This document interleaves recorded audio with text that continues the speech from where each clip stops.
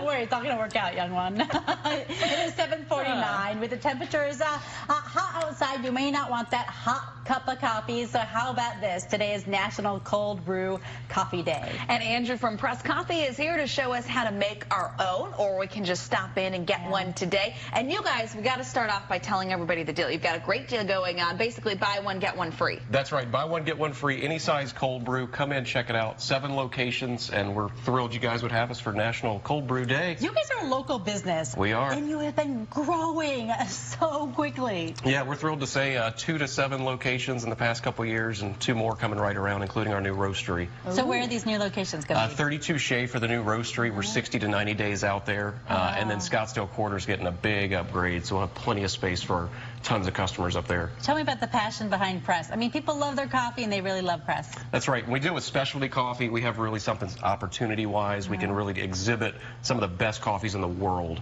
And without being pretentious, without saying you have to know this or that, you know, there's a really nice entry point where cold brew, for instance. Low acidity, higher caffeine, not bitter, super smooth. It's fantastic. You want to make some real quick? Yeah, let's make some. Okay. So how do we do it? So we've got our Brazil Mogiana, peanut butter and chocolate. We've got a little mucilin bag. Could I get you to hold this for me? And I'm going to pour this in. So this is what we use for all our in-house cold brew as well. It's ground pretty coarse, like coarse salt. But I'm just going to dump this guy right inside of there. This is 12 ounces of coffee. So it's a full one of our bags for 12 ounces.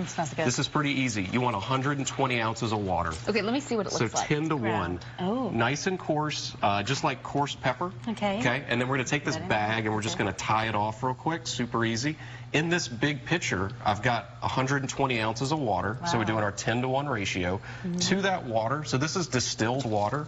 I'm going to throw in some of this third wave water minerals. What is this? So this, if you add it to distilled water, will bring the mineral content exactly where we want it. Is this kind of like I feed my beta fish a little, like same water, exact thing. Water perfectly? Same She exact tries to compare thing. everything to that beta Chewy is fish. very important. He watches from home. And then with this guy, we just put it in and make sure it gets really saturated in there. You want to hold it down for a second. Now, the good news is if you don't have one of these bags, you can just dump the coffee in.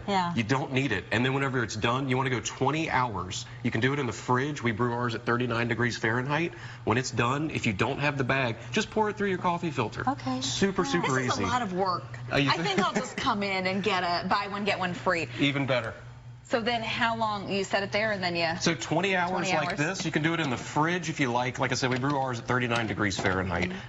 If it's too strong, you can take it out a little quicker. If it's not strong enough, let it go a little longer. Play with your temperatures. But coffee's all about variables, and you can control them all. Okay, so it's BOGO today, 7 locations, a locally owned business here in the Valley. So what do we have here? We have... This is our cold brew. Y'all have a little bit of cream in yours. I'm not a coffee fan, but I'm doing it for you guys. I appreciate that. Just drink the caffeine. Happy cold brew day. Okay, so what is the difference between these two? Yours just has a little bit of heavy cream in it, and our cold brew works so well with cream. It really brings out some of the peanut butter notes. You could have put even more cream in it. I just, you know, it's funny. Do you think that cold brew is an acquired taste? I don't think so personally. I know that with coffee traditionally, people stay away from it because they say it's bitter and burnt and ashy. When you're dealing with the best coffee, you can roast them in a way that brings out the best notes in them. You don't have to worry about that stuff. It doesn't taste like that. And cold brew has gotten so popular in recent years. Oh my gosh. It's insane. You can get cold brew at everywhere. I mean, supermarkets, Dunkin' Donuts, everybody's got cold brew. But there is a big difference. We don't want something that was made in a concentrate or shipped over from across the country in a box.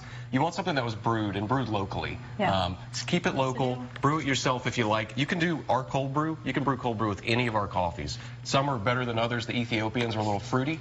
Some people really like that. But have fun with it. Play around. I'm going to drink my caffeine. Alex, thank you so much. Thank you. Come for National Tea Day, please, because you guys make a really good chai. Buy one, get one. Thank you. Press today for National Cold Brew Day. I'm going to caffeine up. I'll see you on the other side of the break.